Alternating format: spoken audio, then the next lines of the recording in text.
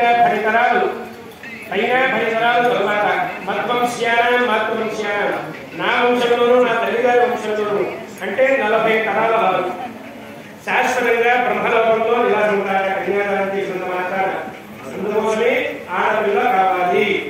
అందులో మొగుళ్ళ కావాలనుకుంటారు. మొగుళ్ళాడు ఉన్నారా కూడా ఇబ్బంది లేదు. ఆడపిల్ల కావాలి. ఆడపిల్ల ఉంటే ధరిస్తారు. మగపిల్లవాడు ఉంటే ఎంత మటుకు ఉన్నామో లేదా కాబట్టి సులభప్రాయంగా దాటడం మొదలే. మనం గతించిన తర్వాత చేసేటువంటి ప్రయాణం ఏదైతే ఉందో అది పుణ్యలోకాలకు వెళ్ళాలన్నా పాపలోకాలకు వెళ్ళాలన్నా మధ్యలో ఉండేటువంటి ప్రయాణం ఏదైతే ఉందో ఆ ప్రయాణాన్ని సులభం చేస్తాడు కుమారుడు.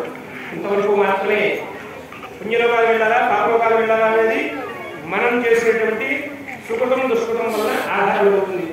అలా ఆడపిల్ల పుట్టే కన్యాదానం చేసేంత మాత్రాన 40 తరాల వారు ధరిస్తారు. అంతటి విశిష్టమైనది కుమార్తె. అందుకని కన్యాదానం ఆడపిల్ల పుట్టితే కన్యాదానం చేయడం కోసం.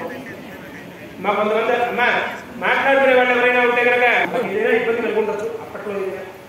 అందుకనే ఆమెది మారడం మంచిది కాదు. అందువల్ల ఆ కన్యాదానాన్ని అమ్మవారిని మన కుమార్తెగా భావం చేసి చేస్తున్నాం.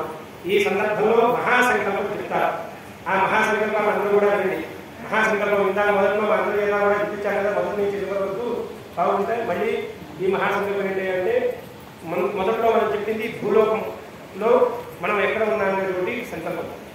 అలాంటిది ఈ మహాసంకల్పంలో ఈ భూలోకం ఎక్కడ ఉంది, పైన ఎన్ని లోకాలు ఉన్నాయి, తర్వాత ఎన్ని లోకాలు ఉన్నాయి, ఎంతమంది రాజులు బాధించారు, ఎన్ని రాజ్యాలు ఉన్నాయి, ఎన్ని నగరాలు ఉన్నాయి, ఎన్ని నదులు ఉన్నాయి, ఎన్ని అరణ్యాలు ఉన్నాయి, ఎన్ని క్షేత్రాలు ఉన్నాయి, ఇప్పటి వరకు జరిగినటువంటి కాలమానం ఏమిటి, ఎన్ని అవతారాలు జరిగాయి, ఎన్ని మన్వంతరాలు జరిగాయి, ఎన్ని కల్పాలు జరిగాయి అనేటువంటిది ఈ మహాసంకల్పంలో వస్తే మహాసంకల్పాన్ని అర్థాన్ని చెప్తారు.